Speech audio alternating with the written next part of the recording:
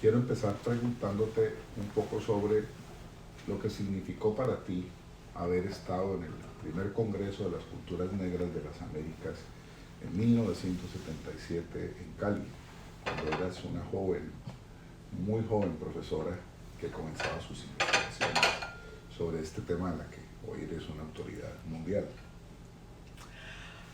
Bueno, yo estuve pensando en cuáles fueron los congresos más importantes en mi vida para mi evolución intelectual con respecto a la diáspora africana. Y todo empezó en Cali, en realidad, sin lisonjear artificialmente a los colombianos. Cuando yo aprendí que se organizaba ese congreso, pensé, bueno, tengo que ir.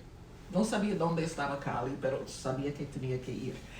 Y fuimos, yo fui con el marido de la época, y primero llegamos en Cartagena. Y cuando estábamos llegando del aeropuerto, vimos un letrero que decía, voten para el candidato de las negritudes y el mestizaje, 77. Juan Zapata Olivella, el hermano de Manuel. El hermano de Manuel. Y lo encontramos. Claro.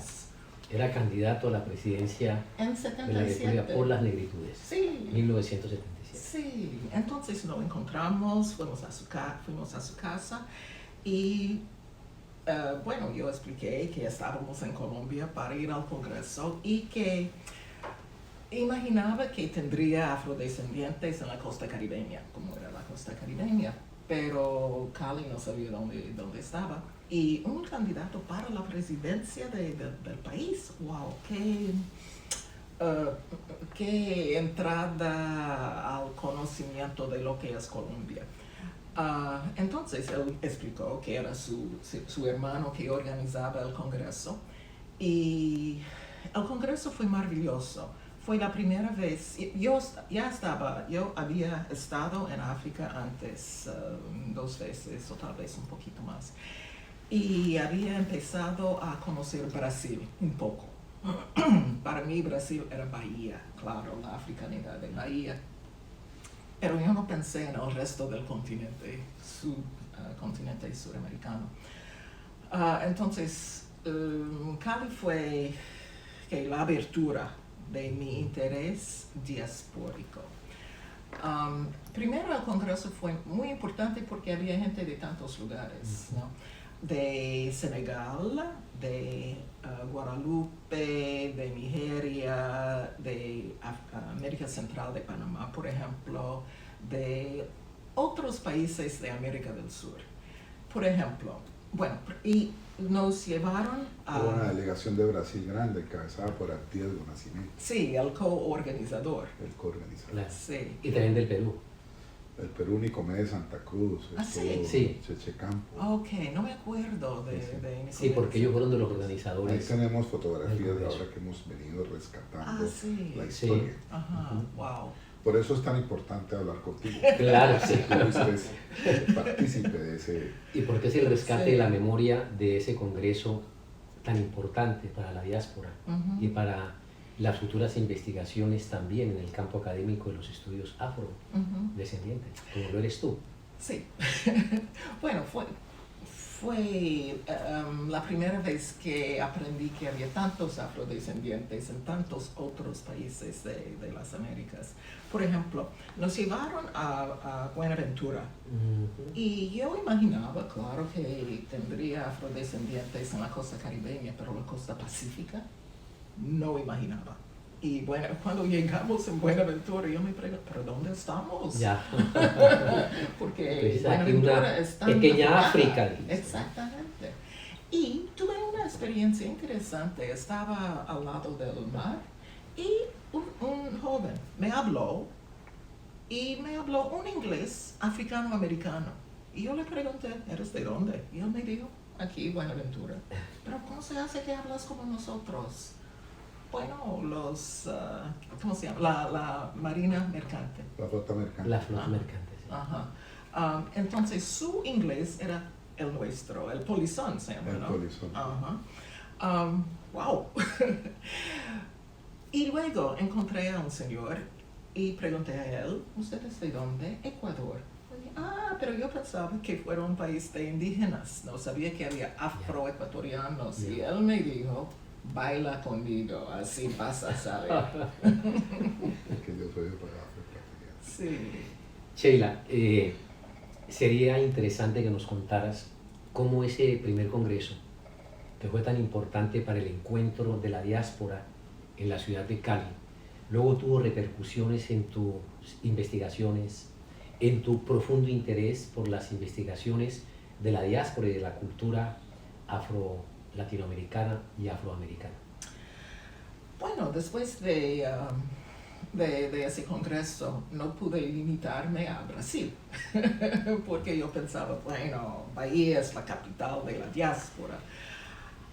Bueno, pero después de encontrar, por ejemplo, al afroecuatoriano, sabía que tenía que saber algo de Ecuador y más de Colombia y de lugares diferentes en Colombia, y empecé a descubrir la variedad de culturas, por ejemplo, que tiene Colombia, la variedad de culturas afrodescendientes que tiene un país como Ecuador, que tiene dos comunidades muy distintas, la del interior del valle del río Cauca, no es Cauca, ¿cómo se llama? Chota, del río Chota, en Ecuador, y la población de Guayaquil. Son diferentes, ¿no?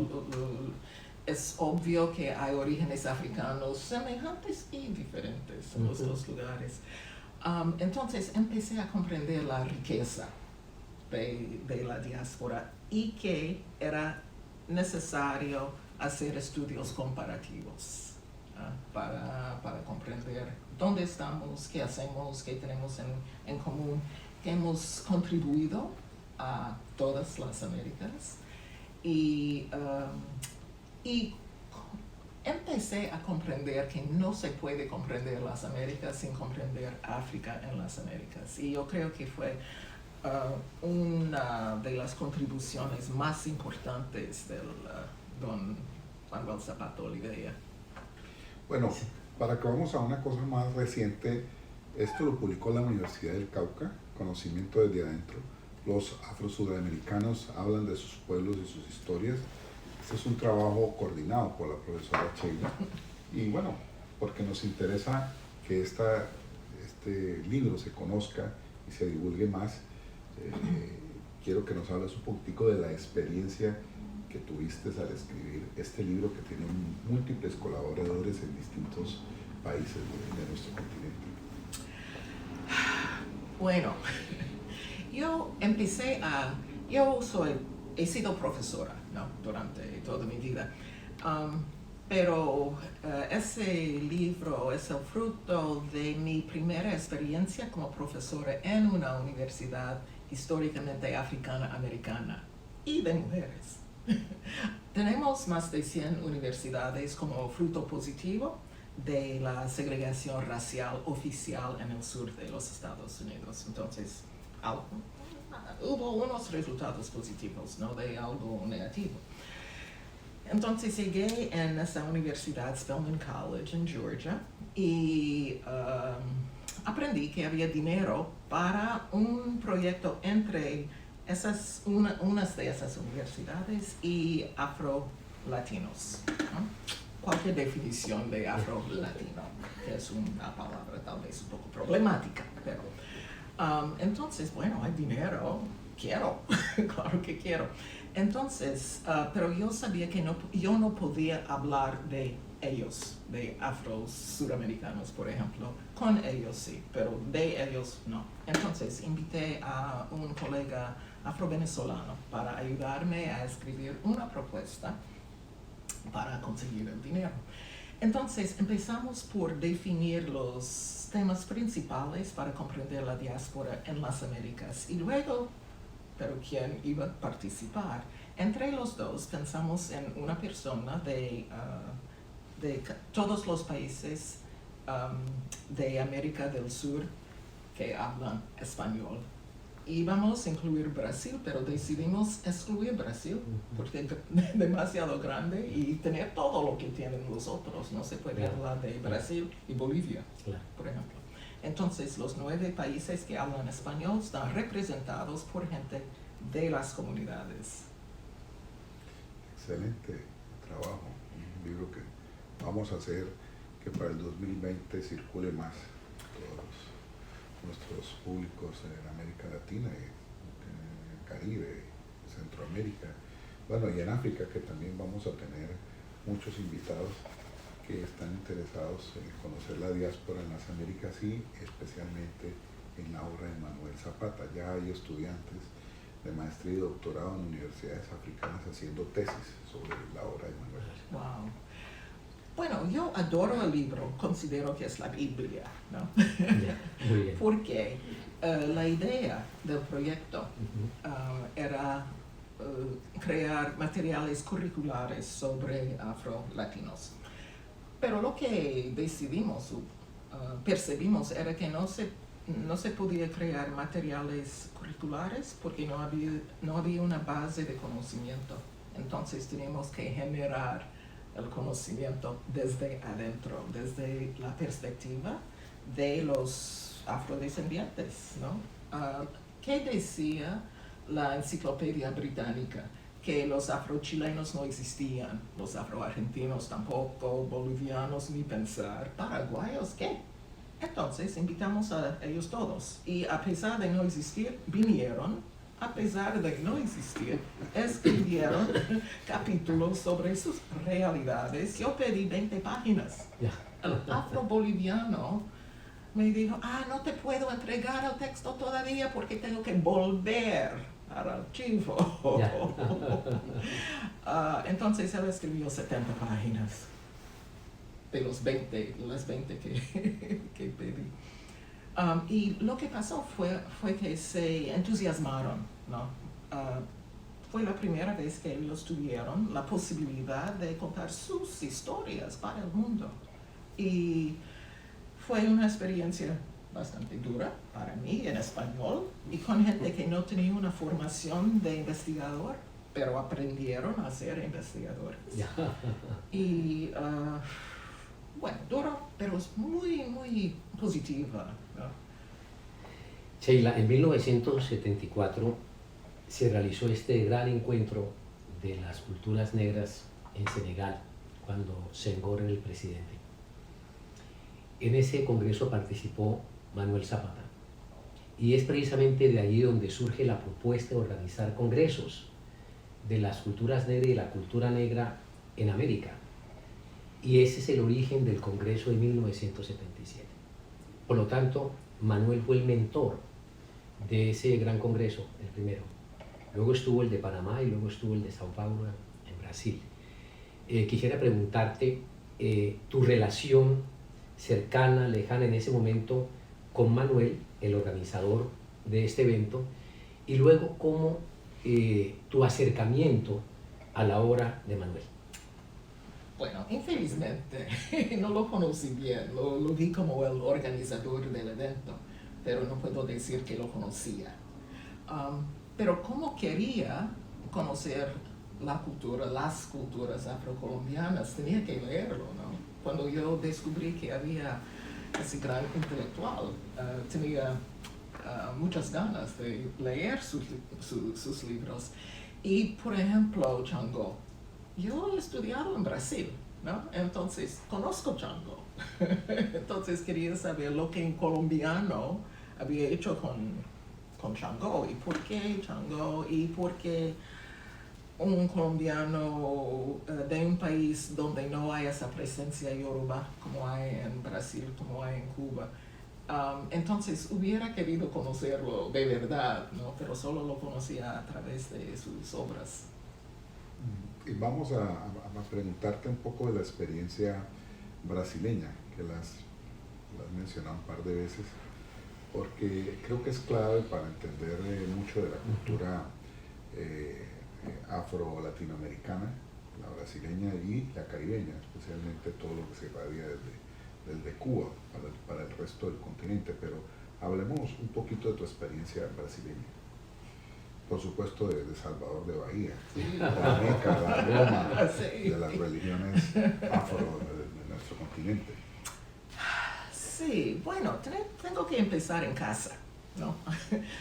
Yo cuando tenía 8 años fui a una iglesia africana-americana protestante, porque somos protestantes por colonización británica, y fui a una de nuestras iglesias y por la primera vez fui a la iglesia de los adultos, ¿no? Había ido a la escuela religiosa de los niños. Y unas señoras, cuando la música se calentó, ellas empezaron a saltar y a bailar y a cantar. Yo quería saber qué es eso. Y cuando pregunté, me dijeron, los adultos me explicaron, es el espíritu. Pero ¿cómo se llama el espíritu? ¿De dónde viene? ¿Por qué se comporta así? Y no había respuesta. El espíritu, ok. Entonces me quedé curiosa. ¿Quién es el espíritu y por qué se comporta así? Entonces leí libros sobre Brasil, Cuba, Haití. Ajá. Pero leer es una cosa, leer es otra. Entonces, la primera vez que fui a Bahía en 76, ¿no? Fui a una ceremonia de candomblé y reconocí los movimientos de cuando llega el orisha. Ok, ya entiendo ese espíritu. Aquí tiene nombres, aquí tiene colores, tiene todo eso. Entonces empecé a comprender en Bahía la africanidad de nuestra cultura africana-americana de los Estados Unidos, porque en esa época se nos decía que no teníamos raíces africanas, todo se había perdido por el trauma, sí, de la esclavitud. Pero yo empecé a reconocer semejanzas. Y entonces fui a Bahía varias veces, ¿no? Escribí varias cosas sobre el candomblé, la continuidad cultural de África, sobre todo África Occidental, porque era lo que sabía en esa época. La continuidad de esas culturas en las Américas. Todavía no sabía de la presencia de África Central. Todavía. Ahora sé más, ¿no? Entonces, en Brasil descubrí finalmente que Bahía no era Brasil, no era Afro-Brasil, había más todavía, más variedad. Claro, sur en el nordeste, va a Minas Gerais, Sí. el sur, Río de Janeiro, cantidad. Sí, las congadas, la presencia de la realeza del Congo y los encuentros afroindígenas, ¿no? También se dan en la religión y en bandas. Exactamente. Entonces, cuando se me pregunta cuál es mi país preferido, tengo que decir Brasil porque tiene de todo, ¿no? Pero luego descubrí que Brasil no era suficiente, había los otros países también, ¿no? Y es el hecho de descubrir que sí, los otros países de América tenían algo africano, todos, fue el camino para tener que organizar ese libro, Conocimiento desde Adentro. Porque una vez que yo sabía que había esas otras culturas, tenía que descubrirlas, ¿no? Y una de las provocaciones, creo, para el libro fue el hecho de encontrar a un afro-boliviano que se llama Juan Angola Maconde. Y me dijo, yo soy Juan Angola Maconde de Bolivia, no tenemos cultura africana. Yo dije, Angola Maconde. Tiene 2 apellidos africanos. ¿Inventaste el apellido? No, hay muchos Angolas, muchos Macondes. Entonces, ¿cómo no tener cultura africana?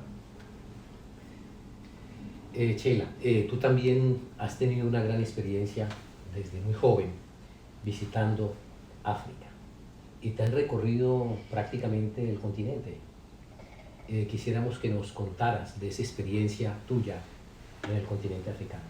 Bueno, adoro hablar de mis experiencias en África.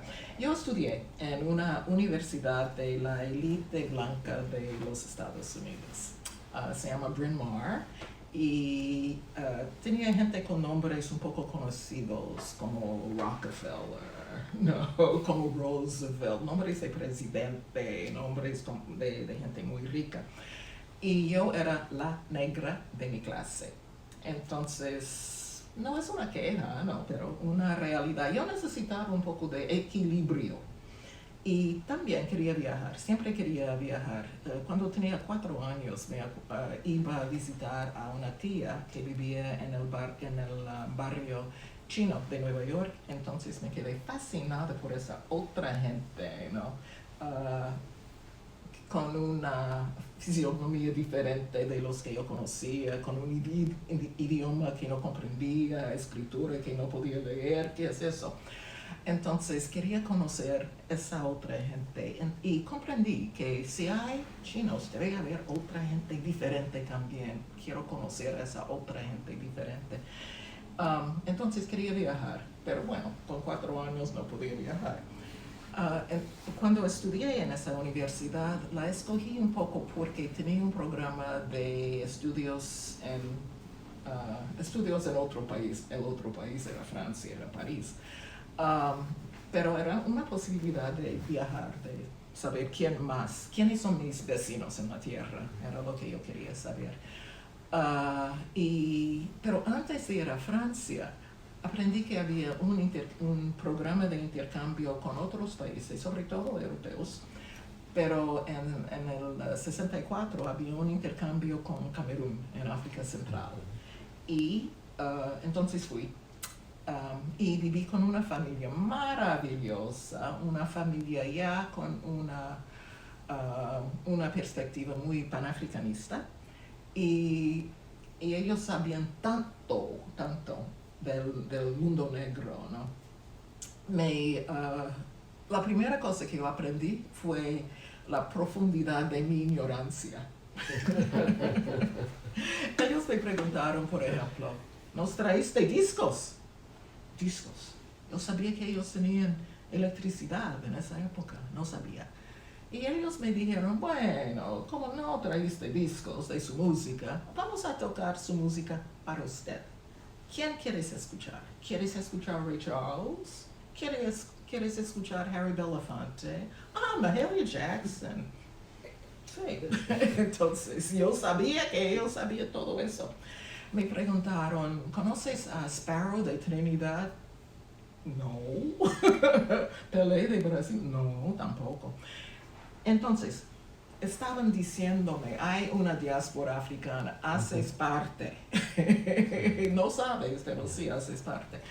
Había una fiesta. Entonces yo pensé, wow, tambores africanos, trajes africanos, no, trajes extraños. Al contrario. Música afrocubana.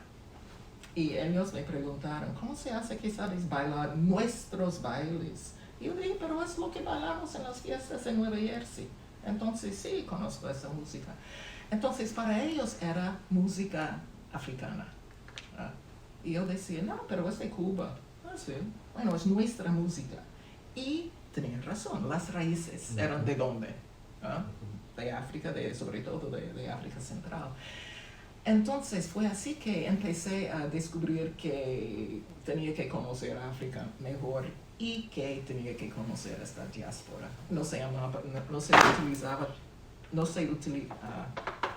Sabía que tenía que conocer esa diáspora africana. No utilizábamos todavía esa palabra. Y es importante explicar, ¿no? La palabra día como diámetro a través, y spora como las semillas de la higuera, que cuando las hojas balanzan, las esporas se plantan, ¿no? Entonces, como es plantar a través del mundo, la replantación de africanos a través del mundo. Pero entonces yo aprendí que, al contrario de lo que mis profesores en las buenas universidades norteamericanas, mis profesores hicieron un esfuerzo grande para enseñarme que nosotros no tenemos cultura. Y al contrario, yo aprendí que yo pertenecía a una cultura grande, global, y que quería saber más, ¿no? Y aprendí tanto en otros lugares. Aprendí bases para comprender nuestra sociedad. En Colombia, por ejemplo, yo fui a Santander de Quilichao y no me acuerdo. En el departamento del Cauca, Sí. o estado del Cauca. Sí. Está a 50 minutos de Cali. De Cali, Ajá. sí. Y bueno, percibí que era un lugar bastante negro, ¿no? Y entonces hice una pregunta estúpida. Soy antropóloga, entonces tengo el derecho de hacer preguntas estúpidas. Entonces pregunté, ¿ustedes tienen cultura africana? No. Todo es puro castellano. Ajá. Porque la gente no sabe cómo es su cultura, porque está viviendo la cultura. Pero me quedé con una familia que se llamaba Mina. Ajá. Bueno, sé que... Es un apellido muy extendido en toda esa región de Colombia. Ujú. Bueno, pero sabía que Mina era como mina de Claro. oro, mina de plata, pero había estado en la costa occidental de África, en Ajá. Togo y Benin, Benin. donde hay una etnia. Es una mina. Sí, Los Mina. sí. Entonces pensé, Mina. El día siguiente estaba con la señorita Mina y ella me presentó a su amigo señor Biafara. Ya. Y yo dije, Biafara. Y su apellido, ¿qué significa? Pero nada, puro castellano, claro. Y luego entró señora Lukumi de Carabalí. Todos apellidos Africano. africanos y que están muy extendidos en toda esa zona que fue una zona de grandes haciendas esclavistas en el sur Ujú. del Valle del Cauca Y y es el norte del Cauca. el lugar de las Américas donde hay la mayor concentración de apellidos africanos. Pero no sabían. Entonces yo expliqué la geografía y también expliqué la importancia de ese nombre, Mina, que cuando los portugueses y españoles descubrieron, digamos, el oro de los indígenas, que ya habían casi exterminado, necesitaba gente que conocía la metalurgia de oro y sabía cómo encontrar y sacar el oro de la tierra.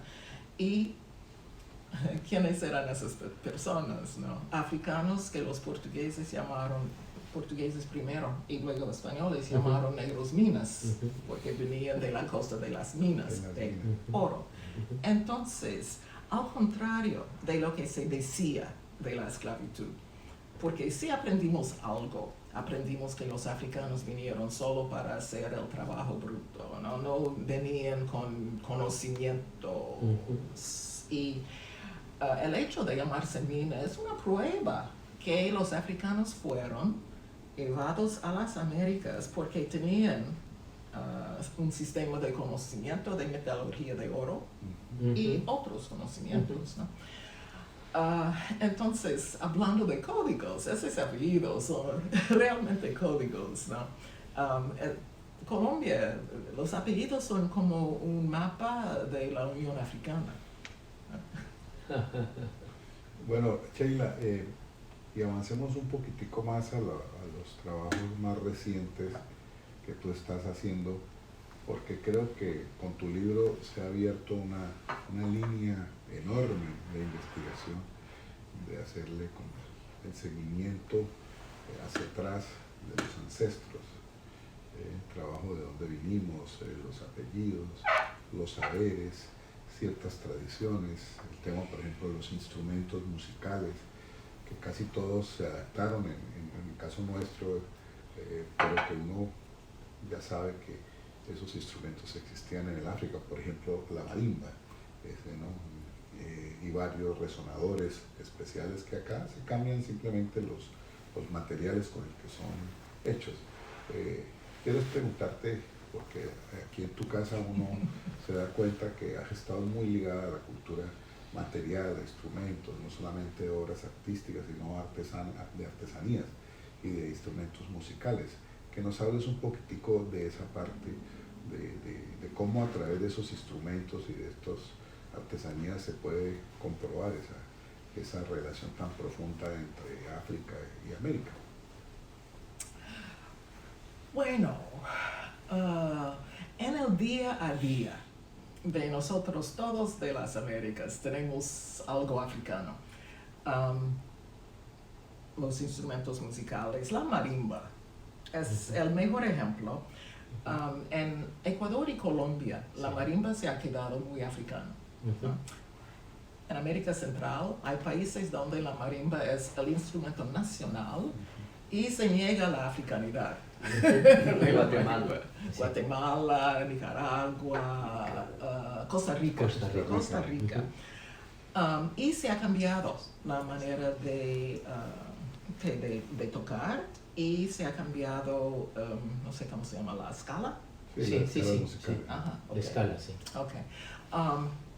Pero se llama marimba. Hablan dicen en esos países, para no decir que es africano, dicen que es indígena. ¿Por qué tiene un nombre Kimbundu? Porque siempre se llama marimba, desde Ecuador hasta México. Se llama marimba. Como no tiene un nombre indígena, si no es africano. La comida. Cuando estábamos haciendo este libro, nos encontramos 4 veces. Los representantes de los 9 países de América del Sur. Y para explicar a todo el mundo que todos tenían algo africano, yo hacía mis preguntas estúpidas de antropóloga, ¿no?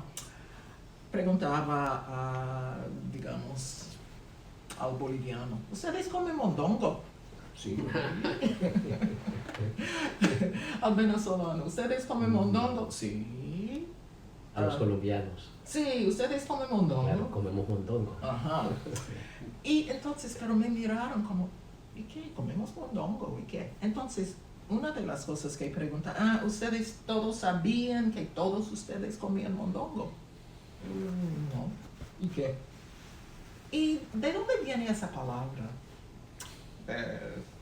Sería una palabra castellana, ¿no? Yo dije, no lo creo. Tal vez esa palabra venga del reino de Ndongo, ¿no? Mondongo.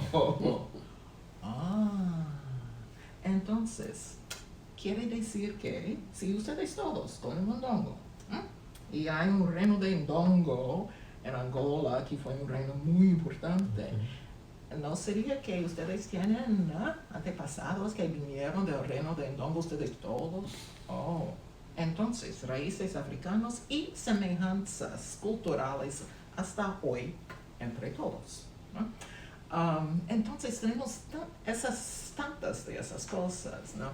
Que nos indican cuáles africanos vinieron a las Américas, qué trajeron y qué tenemos hasta ahora, y cómo podemos ver las Américas de otra manera, a través de ojos africanos en vez de a través solamente de ojos europeos.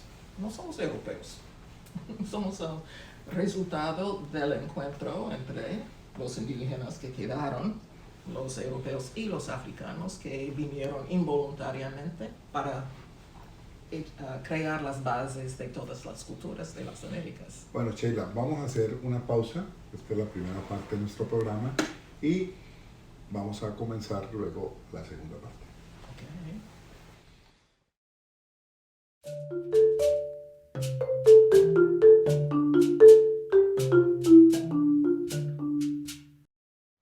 Bueno, estamos aquí con la profesora Sheila Walker, una antropóloga afroamericana que ha recorrido el mundo, ha trabajado con sus investigaciones en África, en Centroamérica, en el Caribe, en el Brasil y el resto de nuestro continente, y especialmente ha ido varias veces a Colombia, a donde estuvo en el primer Congreso de las Culturas Negras de las Américas. En esta segunda parte de nuestro programa, pues queremos aprovecharte para hablar un poco de todas tus experiencias en este recorrido tan amplio que ha sido tu vida como investigadora.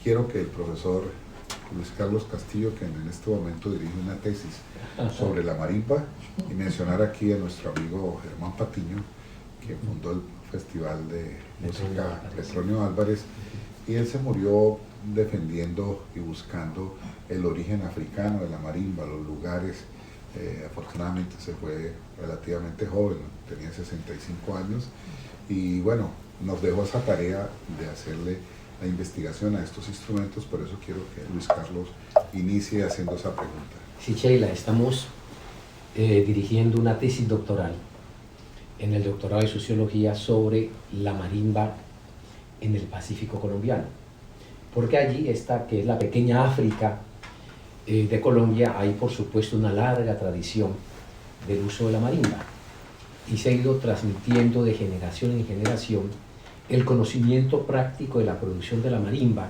con base en la chonta, que es un árbol que está en la costa pacífica. Cuando uno se aproxima a esta temática de la marimba, hay una gran discusión, y es el origen de la marimba.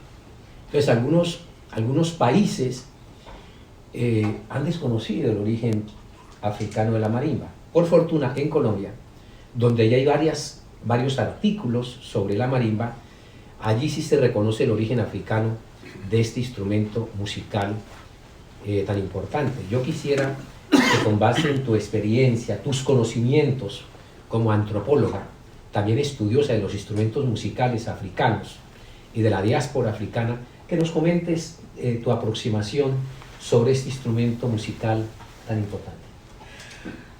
Bueno, yo creo, no hablo idiomas bantus, infelizmente, pero yo creo que primero la palabra marimba es de la lengua Kimbundu de Angola. Y lo que sabemos ahora es que casi la mitad de los africanos que vinieron involuntariamente a las Américas vinieron de África Central. Y se llama marimba, madimba, tiene varios nombres, pero marimba es el nombre que este instrumento tiene en las Américas. En todos los países donde existe, se llama marimba. Y hay países donde dicen que el instrumento es indígena, se llama marimba. Yo estaba mirando imágenes que yo tengo de varios lugares de África y fue una sorpresa saber en cuántos lugares yo vi la marimba. En África Occidental se llama balafón. Yo he filmado a gente tocando este instrumento en Burkina Faso, en Camerún, en Angola sobre todo, Mozambique. Yo no sabía que existía en la parte oriental de África. Pero no es siempre el mismo instrumento, puede ser más. En Angola lo vi tocar una marimba y 3 personas tocaron la misma marimba. En Ecuador, por ejemplo, vi 2 personas, cada persona con su marimba. Entonces, bueno, vino con su nombre centroafricano, pero yo no sé si la marimba que hay en Colombia, en Ecuador, si es el mismo instrumento de Angola o de Camerún, o puede ser un encuentro, ¿no? Africano-africano. Y yo escuché que había una fiesta de la marimba en Ecuador y yo imaginaba que sería un lugar donde se comparaba las marimbas de las Américas y las marimbas de África, pero no era. Yo creo que sería maravilloso, ¿no? Comparar estas marimbas de Costa Rica, por ejemplo. Hay 3 países donde que yo sepa, hay 3 países donde es el instrumento nacional. Costa Rica, Nicaragua y Guatemala. Pero yo creo que en los 3 países no dicen que es un instrumento africano, pero creo que lo es.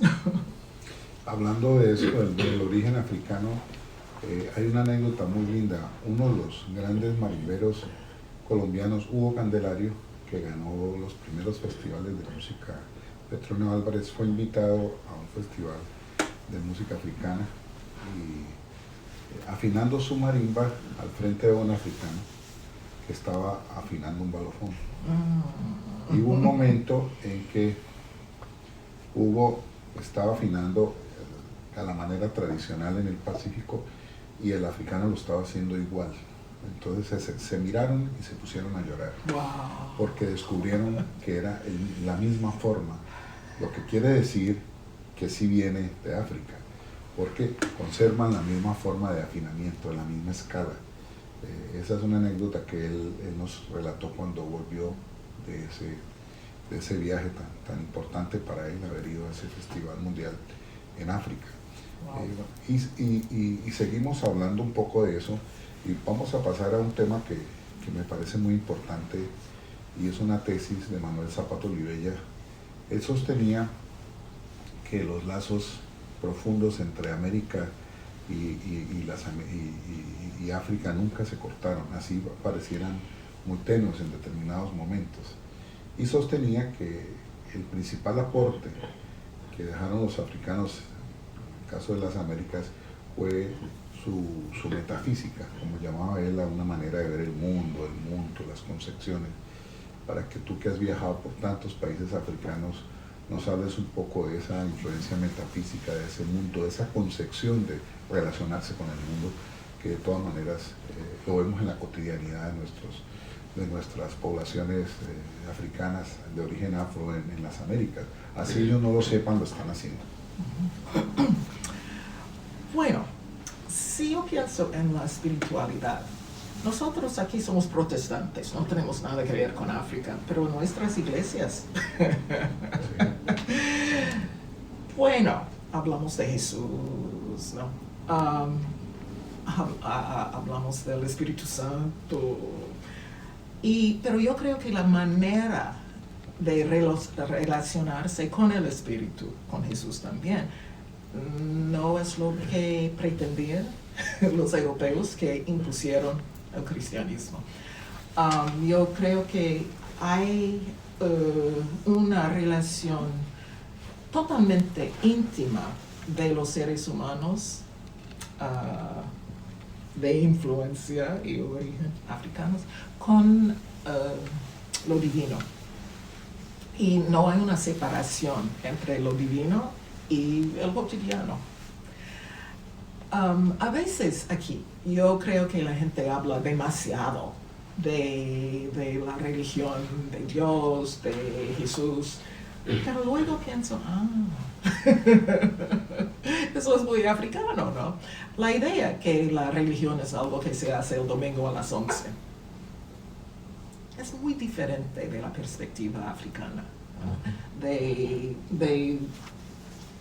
la divinidad de toda la creación del mundo, ¿no? Entonces yo sí creo que tenemos una metafísica que no sabemos que tenemos tal vez, que viene de África y que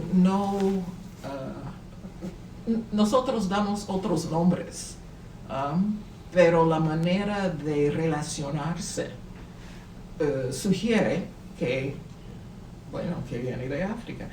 Yo percibí, el primer lugar donde yo fui en África fue Camerún, en África Central, y estuve en un lugar maravilloso, la capital del reino Bamoun, del pueblo Bamoun, que mi primera experiencia de África fue en un lugar muy rico. El reino Bamoun, cuando yo estuve, tenía un rey cuyo padre había inventado una escritura para su idioma, escribió libros en su escritura, creó escuelas para enseñar sus libros en su idioma y construyó también un palacio que UNESCO restauró en 92. Entonces, yo estaba en el centro de una monarquía africana riquísima. Una de las cosas que descubrí después, tuve unas experiencias que no comprendía, porque no comprendía la base de esa metafísica. La gente, la gente hablaba de otras personas como, él es el heredero de su abuelo o de su abuela, y yo pensaba, ¿y qué? Quería decir que esa persona era la continuidad de ese ancestro y como tal, a veces perdió su nombre y adquirió el nombre del ancestro. Tenía que continuar la misión de ese ancestro. Y lo que no había percibido era que no había cementerios. Cementerios lejos donde hay todo. No, las personas estaban enterradas cerca de la casa donde vivía la familia. Una vez fuimos donde un señor que nos invitó a tomar algo, abrió una botella de Johnny Walker, colocó unas gotas en la tierra, volvió y nos sirvió el whisky. Y yo pensé, ¿pero qué es eso? Debería tener una mosca, ¿no? Entonces, pensé, bueno, es alcohol, mata microbios, entonces no es un problema. Luego, decidí que no comprendía nada. Era cuando se bebe, todo el mundo bebe, ¿no? Se sirve la persona más vieja, la persona más importante primero. Estaba sirviendo a las personas más importantes, es decir, los ancestros, y que están aquí, al lado. Entonces, yo creo que ese tipo de espiritualidad, de relacionamiento con el divino, se ha quedado, tiene otro lenguaje. Y eso de dar unas gotas a la tierra, he visto en Surinam, he visto en Brasil, he visto en Nueva York. Entonces, pero como no sabemos, ¿no? Las explicaciones profundas de lo que hacemos, bueno, pensamos que es europeo. Y no lo es, ¿no? Es otro raciocinio. Y yo quería, hablando de la manera de afinar la marimba, para hablar de la continuidad cultural con África, Juan García, un investigador afroecuatoriano de Esmeraldas, y cuenta cuentos. Él estaba contando una historia de Tío Conejo a un señor que vino de Burkina Faso. Y entonces Juan empezó a contar su historia, paró para tomar agua y el burkinabe continuó la misma historia. ¿Cuántos siglos después? ¿Cuándo llegaron los últimos africanos en la costa pacífica de Sudamérica, ¿no? Pero la historia no se había quedado igual como la manera de afinar la marimba. Son esas cosas que no sabemos, que nos hace pensar, nos permite pensar que no hay esta continuidad, porque había tantos esfuerzos, ¿no? Para eliminar esta continuidad y los esfuerzos no funcionaron. Las comidas. Yo estuve en Luisiana y el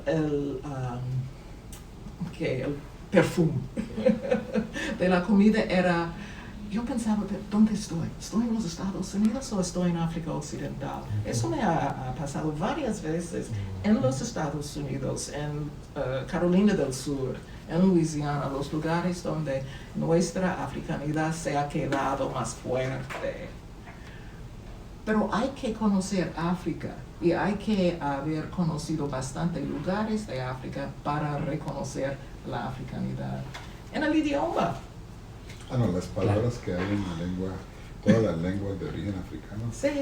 Ahorita acaba de hacer un alumno mío una tesis doctoral, Rafael Perea Chalá, un chocuano, sí, lo conozco. recogió 2.500 palabras en el español nuestro, de origen africano. Wow. Y todas revalidadas por Yves Moñino, que es un lingüista francés que ha trabajado y vivido en África, y ha reconstruido como lingüista esas lenguas, y él todas las validó con las palabras africanas, mostrándonos el origen. Wow. De manera que es un trabajo que ya muestra en concreto que eso está ahí, que está presente, y que nosotros pronunciamos muchas palabras sin saber que son de origen Exactamente. africano. Sheila, Manuel Zapata planteó una gran hipótesis sobre la constitución de las sociedades latinoamericanas. Y él dijo que realmente nuestras sociedades eran resultado de un profundo mestizaje entre tres grandes troncos. el tronco de origen africano, el tronco de origen americano, aborigen, y el tronco de origen europeo. Y que eso implicó una mezcla muy importante y un mestizaje tanto cultural como un mestizaje incluso de carácter biológico. ¿Cómo ves esa gran hipótesis que planteó Manuel Zapata en su obra? Bueno, yo creo que esa hipótesis es fundamental para comprender las Américas. No se puede comprender las Américas sin estar de acuerdo con él, porque es así.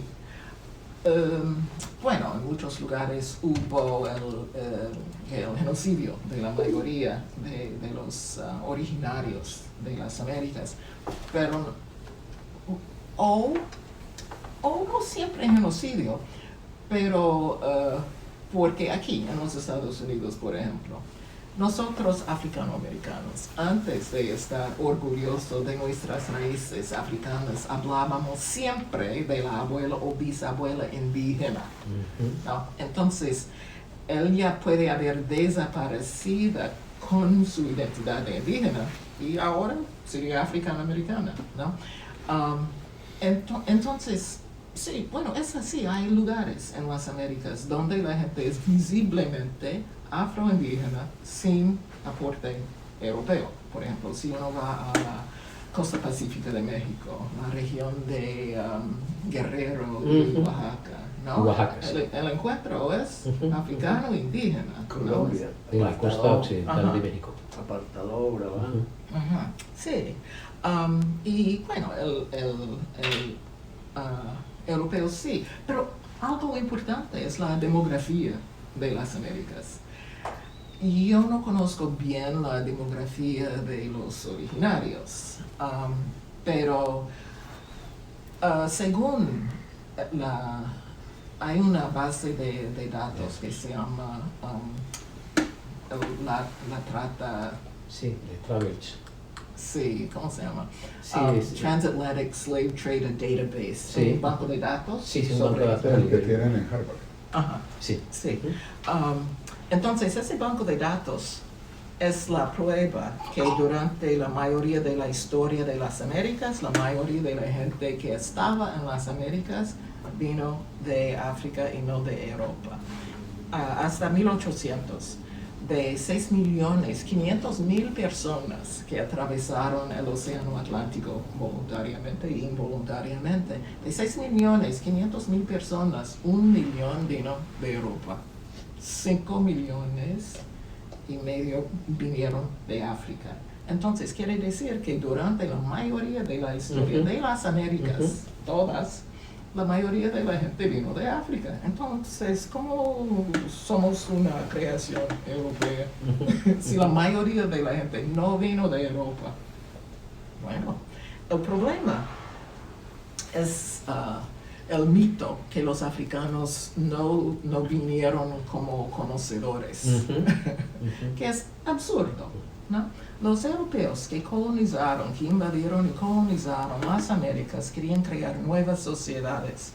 Entonces necesitaban a gente que conocía la tecnología de la época, la metalurgia, agricultura, sobre todo agricultura, tenían que Los comer. esclavistas ya los seleccionaban y tenían mejores precios aquellos que supieran ciertas más destrezas, técnicas, más Eso, por ejemplo, los brasileños acá en el Caribe se ha estudiado ya mejor eso.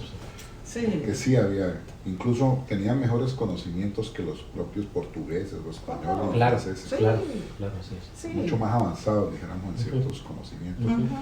Leila, yo quiero hacerte una pregunta que es para no dejar a nuestro Manuel Zapata. Él recorrió los Estados Unidos. Eso está en un bello libro que se llama He visto la noche. Y culminó en Nueva York. Eso explica por qué el capítulo más largo y el último de Changuel Gran Putas sea Los ancestros combatientes, que está dedicado a la historia de las luchas de los afroamericanos. Yo quisiera que nos hablara un poquitico de eso y de la importancia pues, que tiene que Manuel haya destacado eso como el punto final de su novela. Primero, no sabía que él ha enseñado en Howard University. Eso aprendí ayer. que él enseñaba en una universidad africana-americana. Bueno, imagino que en Nueva York, ¿qué hubiera encontrado como fenómeno cultural de base? Nueva York es realmente la capital de la diáspora. Se puede decir que Bahía es la capital religiosa, tal vez, pero tantas fuerzas se juntaron en Nueva York.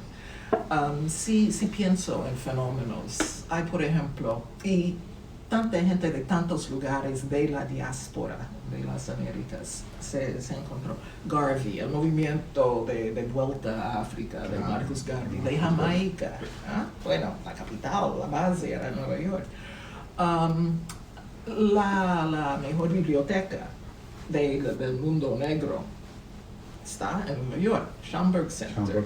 ¿Y quién era Schomburg? Un afro-puertorriqueño. Sí. Entonces, yo imagino, ¿no?, que y también había los pastores de la calle. Y había mucha vida de calle. Entonces uno pasaba y el pastor con su estilo muy africano de hablar de Dios, de Jesús y de las realidades cotidianas. Entonces yo imagino que para él estar en ese contexto tan diferente de su contexto normal en Colombia, donde no había ese encuentro de las negritudes, debe haber sido como una apoteosis, ¿no? Y encontrar tantas corrientes de tantos lugares debe haber sido una riqueza, una inspiración y tal vez una posibilidad de hacer una síntesis, ¿no?, de otras experiencias en el mundo afrodescendiente. Bueno, Sheila, nos interesa mucho que tú le comentes a los televidentes sobre la importancia y tú cómo ves el que hayamos tenido la iniciativa de celebrar el año Manuel Zapata Olivella. El próximo año, 2020, se cumplen 100 años del nacimiento de Manuel Zapata. 17 de marzo de 1920 nació Manuel Zapata Olivella en Lorica. En Lorica, Córdoba. Orillas del río Sinú. En la costa caribe colombiana. Entonces tenemos esa iniciativa de la celebración y queremos que tú nos des tus opiniones sobre la celebración de ese gran pensador afro. Bueno, me parece maravilloso. Y el único problema es que reconocemos a la gente ya cuando están en el Orún, ¿no? Hubiera sido maravilloso que se reconociera el valor de su pensamiento en cuanto estaba, pero no se hace así. Entonces yo creo que esta iniciativa de Colombia es maravilloso, es importantísimo, está muy de acuerdo con el diseño de la ONU para los afrodescendientes. El primer tema del diseño es reconocimiento. Y creo que el reconocimiento del valor del pensamiento, del pensamiento y de la visión del mundo de don Manuel Zapata Olivella abrirá un espacio para, primero, más investigaciones, porque hay que continuar lo que él inició. Y yo imagino que las actividades y los encuentros de 2020 serán como una reproducción del primer Congreso de la Cultura Negra de las Américas, pero en mayor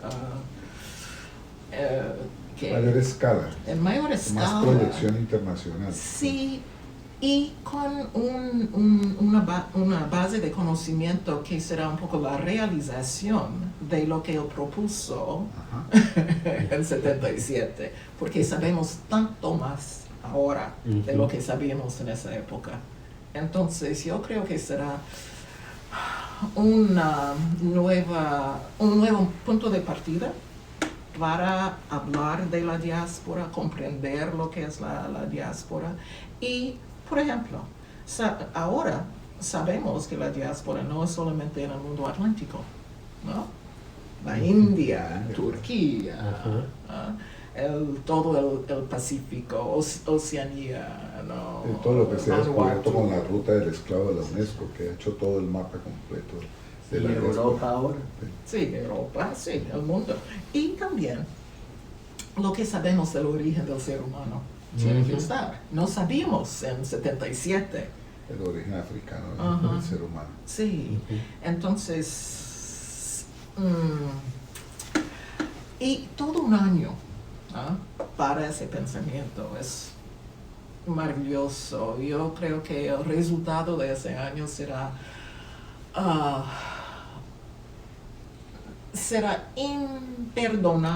imperdonable no saber más sobre la importancia de África en la creación de las Américas después de 2020.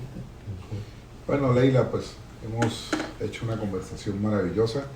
Estará próximamente en Colombia antes del Congreso. Estará invitada en la Universidad del Valle al doctorado en estudios afro-latinoamericanos. Leila nos va a ayudar muchísimo para que llenemos un vacío en la academia colombiana, y es que no tenemos estudios africanos, que creo que son claves y fundamentales.